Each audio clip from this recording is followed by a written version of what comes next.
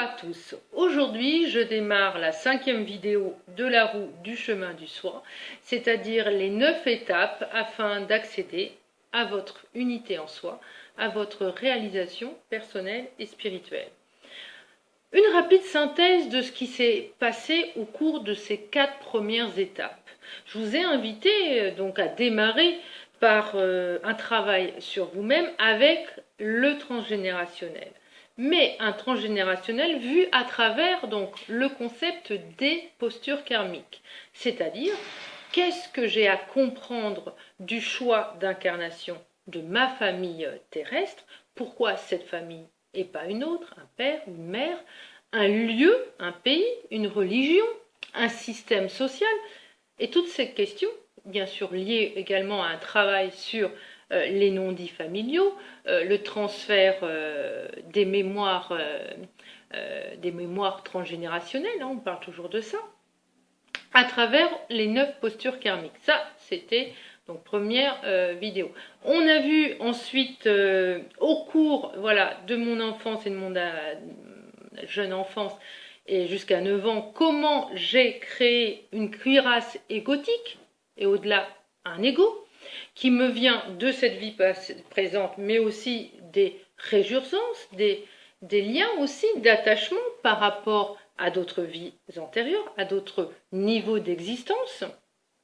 Et là, on a vu ensemble donc, les blessures originelles, donc la création de cette blessure qui va infliger à la psyché un point choc et qui va nous faire, en fait, en cheminant dans cette mécanicité de réaction, à une véritable cuirasse égotique, un rôle, un masque, toujours au nombre de 9, hein, ce fameux chiffre global extrêmement puissant hein, de la trilogie, du triangle et de l'hexagramme, 3 et 6, 9, pour faire l'unité complète, le 10e point qui se trouve au milieu. Donc, nous avons vu aussi la dernière fois, je vous ai donné des techniques pour justement apprendre à vous regarder à l'extérieur de vous, c'est-à-dire à faire travail de rappel de soi, de rappel de vous, pour vous observer, agir dans l'instant présent. Donc, si avec tout ça, je vous ai expliqué les 9 fixations égotiques, donc je vais vous les rappeler hein, en lien avec les 9 domaines de conscience, parce que vous en êtes déjà au stade de voir quelle est l'enveloppe, quelle est la posture que vous avez prise, et commencer à vous détacher, hein, c'est-à-dire, et le détachement c'est quoi au final?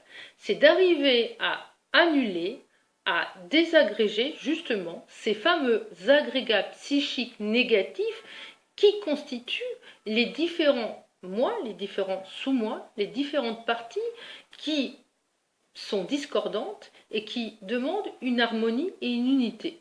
Hein, tout le travail, c'est ça en fait, hein, pour ne voir que l'aspect, encore une fois, en tout cas, de voir un centre qui va commencer à émerger, un centre en vous-même qui va être un centre de gravité conscient afin de sortir de cette dépendance lunaire et des forces cosmiques qui vous animent et qui vous dirigent. Donc aujourd'hui, cette 5e étape, c'est pour vous parler de l'harmonie qui existe dans les 9 domaines de conscience de votre vie, que je vais évidemment vous lister et vous expliquer avec force détail, et du lien que vous avez quand vous cheminez sur ces 9 domaines de conscience, qu'il va falloir équilibrer dans votre vie pour être à nouveau à la recherche de l'harmonie, de l'équilibre finalement.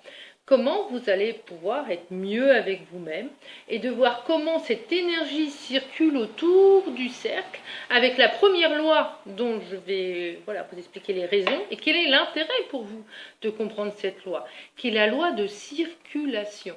Comment d'un point, la loi de circulation vous fait passer d'un point à un autre. Donc si vous le voulez bien, nous allons commencer par le premier domaine de conscience. Donc c'est 9 sphères qui agissent dans notre psyché, puisque c'est en fait relié à nos obligations, à nos centres d'intérêt. Mais, encore une fois, ces centres d'intérêt si on se positionne sur un point ou un autre, ça devient un focus obsessionnel.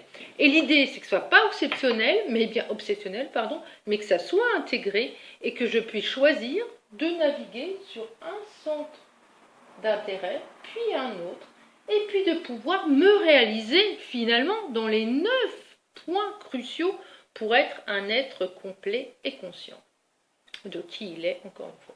Donc le premier, c'est le domaine de conscience des sentiments. Le deuxième, c'est le domaine de conscience vie et sécurité, au niveau 2. On peut l'appeler aussi santé et sécurité. La vie voulant dire santé, vie, pleine vie. Troisième point, art et créativité. Quatrième point, intellectualité. Cinquième point, convivialité. Travail et l'activité pour le 6, pouvoir et autorité pour le 7, loi et morale pour le 8 et spiritualité pour le 9. Je vais développer un peu plus, bien sûr, maintenant. Donc, le sentiment, c'est lié au point 1. Je vous rappelle la fixation égotique du point 1, c'est le perfectionniste. Donc, le domaine des sentiments est le domaine dans lequel il est le moins à l'aise. Le sentiment, c'est-à-dire savoir exprimer harmonieusement ses émotions, ses sentiments à l'autre. Le point numéro 2, fixation égotique de la fixation 2, c'est l'altruiste, l'indépendant, indépendant altruiste. Ce 2, qui évite de reconnaître ses propres besoins, en fait, son focus, son obsession, mais qu'il va rejeter puisqu'il est dans l'évitement de reconnaître ses propres besoins, vous voyez le lien, c'est vie et sécurité. Le troisième point, art et créativité. Évidemment, dans notre vie, on a tous besoin de libérer cette partie d'imagination, de création, qui a fait appel aussi à une partie de sensitivité, d'émotion de nous. Donc, du point 3, l'intellectualité, c'est la capacité à raisonner juste, d'accéder à des concepts abstraits et de savoir correctement les manier. Donc, c'est le domaine important dans la psyché d'une personne, c'est d'être en harmonie avec l'intellectualité. Ni trop, ni trop peu. Ni trop peu, ni trop. Voilà. Convivialité. Convivialité, c'est notre sphère de relation à l'autre sur le point de vue du mode social, de savoir être dans l'interaction sociale avec l'autre. Et ça, c'est le domaine du point 5. N'oubliez pas que le point 5, c'est l'observateur, et je reviens sur le point 4, l'artiste ou le raisonneur. Vous voyez le lien. Art et créativité, c'est le frimeur, la fixation égotique appelée le frimeur, ou bien aussi dans d'autres écoles, on parle aussi du battant. Ensuite, puisque je reviens sur notre point 6, le domaine de conscience étant travail et activité, c'est donc le point de fixation égotique de l'aventurier, l'aventurier froussard, on peut dire, puisqu'on est dans une dichotomie aussi. Travail et activité, c'est la capacité d'avoir une utilité, de savoir à quel service on est au niveau de la communauté. C'est aussi savoir gérer son planning, son temps, ses priorités. Donc là, vous voyez toute la sphère qui va accompagner ce pôle numéro 6. Une fois que ce travail et activité, nous avons un autre domaine, c'est pouvoir et autorité. C'est d'étalonner, de savoir quelle est la relation à l'autre dans le lien qui me lie à l'autre en termes de supérieur-inférieur, de domination aussi, et de savoir où je pose mon autorité par rapport à l'autre. Est-ce que je suis dans une autorité juste ou dans un autoritarisme? Donc c'est toutes ces questions qui sont soulevées par ce centre, ce point d'achoppement, pouvoir et autorité. Ensuite, 8e domaine de conscience, loi et morale. Est-ce que c'est moi qui fais ma loi? Est-ce que je subis la loi de l'autre? Est-ce que je subis la loi de la société? Est-ce que j'édicte mes propres lois? C'est comment je m'intègre dans la loi des hommes. Et pour finir, toujours le pôle donc, du point 9, c'est spiritualité. C'est toute la partie supérieure de l'être, cette aspiration à comprendre ce que je suis, quelle est cette partie invisible qui anime, qui m'anime, appelons l'âme, le soi supérieur, en tout cas une vision beaucoup plus élevée que les priorités terrestres et telluriques matérielles. Donc il est bon, quand un être se réalise, c'est d'harmoniser et d'arriver à équilibrer les différents pôles de ces 9 points.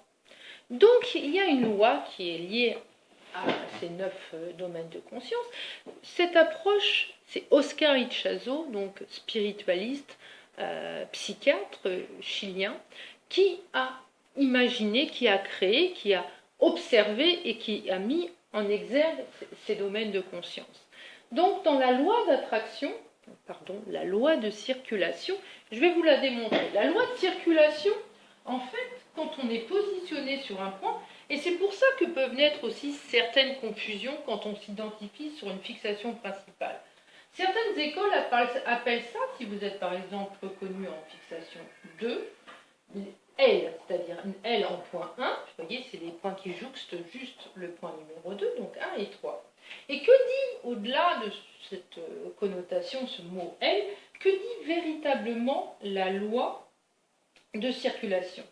La loi de circulation, donc qui va être une loi qui va osciller avec le point d'avant et le point d'après, c'est que la personne, donc au-delà de la fixation dégotique, c'est une personne, la psyché de la personne, va aller chercher le domaine de conscience dans lequel elle est moins à l'aise. Par exemple, notre personne fixation 2 est pas à l'aise avec vie et sécurité, puisque ce qu'il a à dépasser, c'est comprendre qu'il doit s'occuper d'abord de ses besoins et ensuite pouvoir s'occuper de ceux des autres. Donc, sentiment, il est très à l'aise. Donc, il va faire un retour comme ça, entre le point de sentiment et le point de art et créativité. Et quand il va arriver à équilibrer ces 3 centres, il va commencer à bien se situer dans son propre centre d'évolution qui est vie et sécurité, à savoir s'occuper véritablement de ses besoins matériels, spirituels, de tous les besoins qu'on peut avoir, et de savoir faire la part des choses entre quand je m'adresse et quand je m'occupe de l'autre, quand j'aide l'autre, une fois que moi je suis en sécurité. Donc tout le challenge, ça va être pour le 2 d'équilibrer à la fois la fixation de vie et domaine de conscience de vie et sécurité avec les 2 autres pôles. Et ensuite, bien sûr, on verra ultérieurement l'autre loi qui est la loi de mutation, c'est d'arriver à étalonner les 9 domaines de conscience dans nos vies. Donc cette loi dit que, en gros, pour trouver notre positionnement, on essaie d'aller sur le domaine de conscience antérieur et ensuite de passer sur le domaine de conscience postérieur. Chaque fixation va faire ça tour à tour. Donc le domaine de art et créativité, on l'appelle le frimeur, le battant. Lui, il est très alerte, c'est parce qu'il y a un côté narcissique, souvenez-vous, on est quand même dans l'égo-image, sur le 2, 3, 4. Il va essayer, puisqu'il a besoin dans son énergie de faire bouger sa sphère, il va essayer de voir ce qui se passe entre vie et sécurité. Il est très à l'aise dans vie et sécurité, notre point 3, donc le frimeur. Par contre, il est beaucoup moins à l'aise avec son propre point de fixation qui est art et créativité. Pourquoi? Parce qu'au-delà de vouloir être créatif, ce qu'il veut vraiment, c'est être vu, être considéré, être reconnu.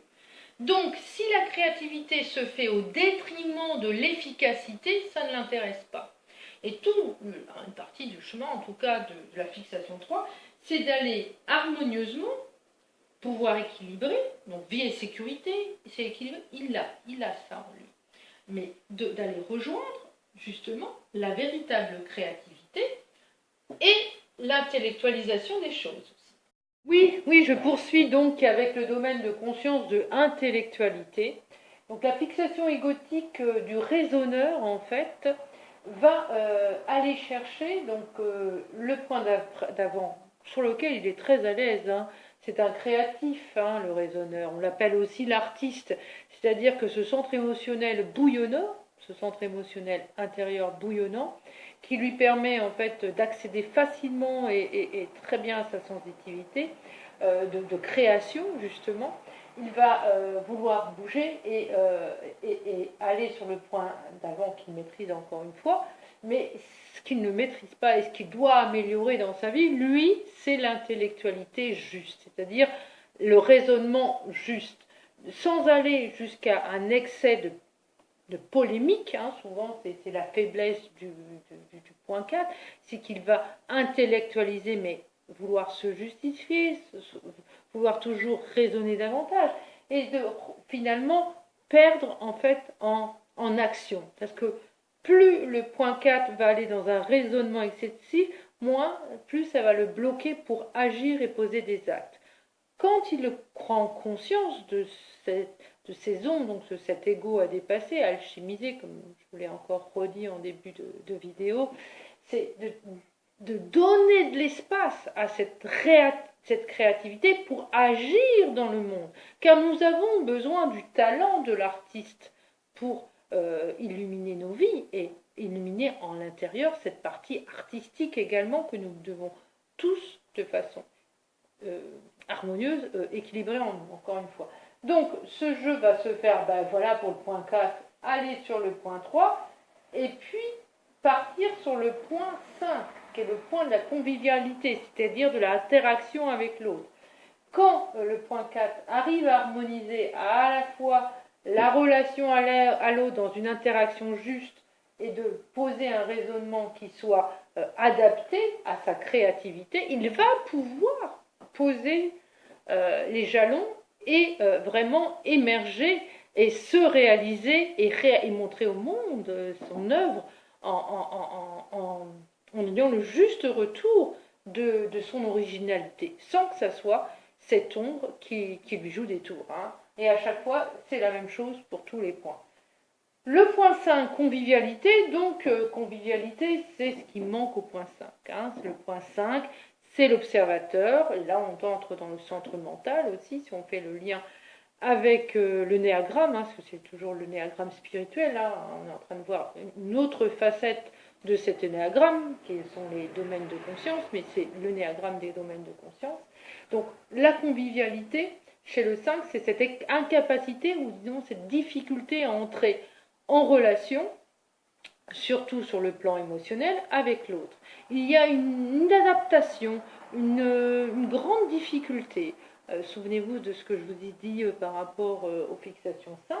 C'est comme si c'était une tête sans corps. C'est-à-dire tout le mental de l'analyse s'est focalisé sur une surutilisation du centre mental et qui lui donne une difficulté à exprimer ce domaine de conscience de l'interaction avec le groupe. Donc quand notre centre, notre personnalité, donc 5, évolue positivement et qu'il dépasse cet ego, hein, qui le fait exister encore une fois, il va commencer de mieux en mieux à savoir s'intégrer dans le groupe. Et cette danse harmonieuse, il va pouvoir la faire entre l'art et créativité du 3, du 4, pardon, qui lui maîtrise ça, et la juste rétribution, le juste domaine du travail et activité. Donc c'est entre l'intellectualité, le travail et activité et convivialité, le 5 va trouver son propre centre de conscience, hein, centre de gravité conscient. Voilà. Ensuite, le point 6, travail et activité pour notre point 6. C'est pareil, ce qui fait défaut à notre point 6, c'est de trouver le juste rythme de travail. Soit il en fait trop, ou alors s'il n'en fait pas assez et qu'il se met en pause, eh ben, il culpabilise, il ressent en lui une blessure d'inutilité, hein. On avait vu ça avec les blessures originelles, et ça le met mal à l'aise.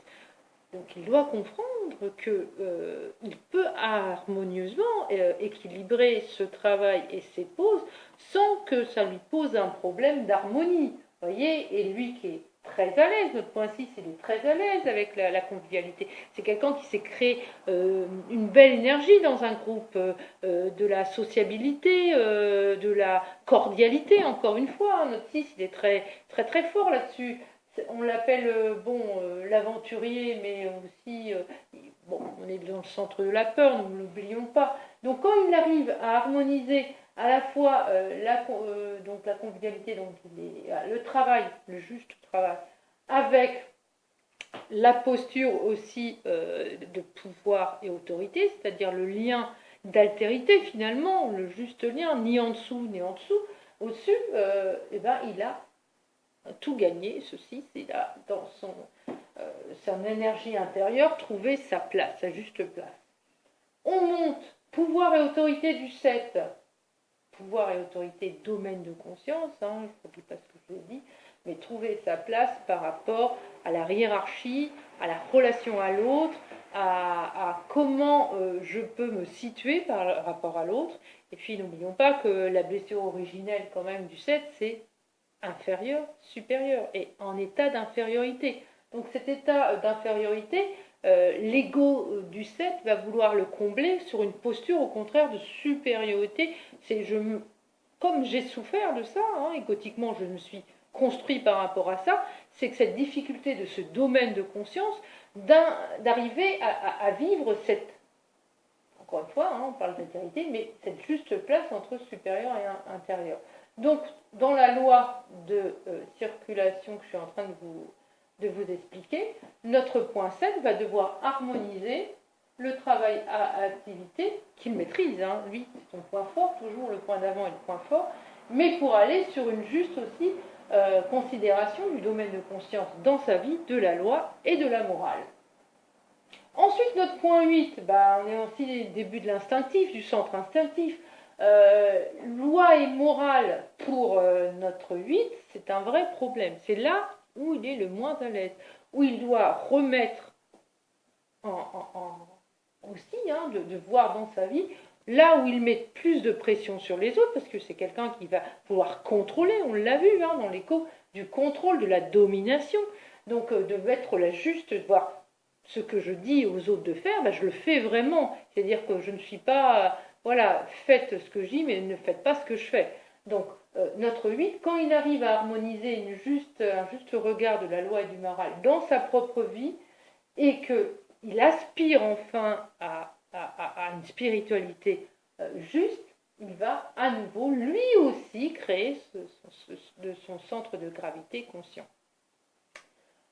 Le point 9 pour finir, la superficialité, vous voyez c'est un lapsus, la spiritualité du 9 qui est mal intégrée la plupart du temps.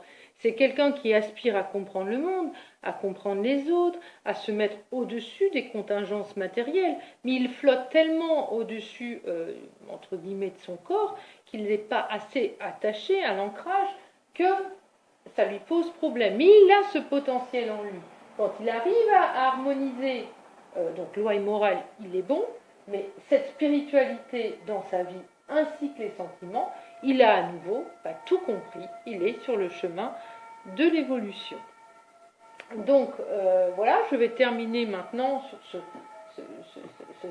cette ronde, toujours, c'est toujours la ronde, de ces 9 domaines de conscience, et de voir, réfléchissez, vous de votre côté, sur ces 9 domaines, où vous en êtes, peut-être, vous pouvez vous attribuer des pourcentages, dire, dans la santé et sécurité, est-ce que je me sens bien, sur une échelle de 1 à 10, plutôt que des pourcentages, c'est mieux de raisonner comme ça, de 1 à 10, est-ce que je m'occupe assez bien de mes besoins fondamentaux, c'est le premier niveau de la pyramide de Maslow, mais pas seulement, mais des autres besoins, besoin de reconnaissance, jusqu'aux besoins de transcendance, où je me situe, est-ce que c'est bien, pas bien, est-ce que je m'oublie, est-ce qu'au contraire, là, vraiment, ou alors au contraire, est-ce que vraiment je me préoccupe trop de moi et finalement j'oublie la convivialité, c'est-à-dire le travail avec les autres, est-ce que je suis assez dans mon aspect créatif?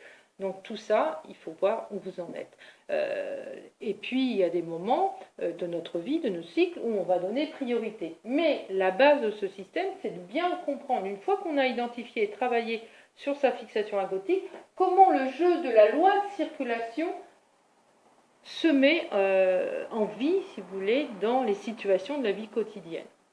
Voilà, j'en ai actuellement fini avec cette vidéo. Je vous dis à la prochaine, hein, qui sera la vidéo 6.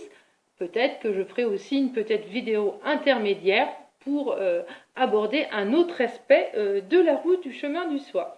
Merci de votre attention et n'oubliez pas que mes sites sont toujours disponibles sur www.christelehachette.com et www.christelehachette.com. À bientôt!